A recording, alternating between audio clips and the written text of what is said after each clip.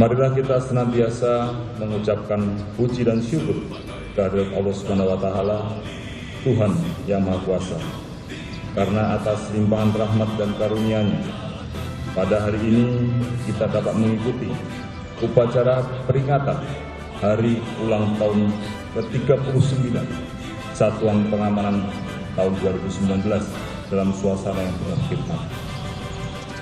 Dalam pelaksanaan tugas di lapangan, Satpam merupakan salah satu mitra utama Polri dalam memelihara Kamtipmas. Oleh karena itu, setiap anggota Satpam harus memiliki kualifikasi dan kemampuan yang optimal dalam penanganan gangguan keamanan di lingkungan kerjanya.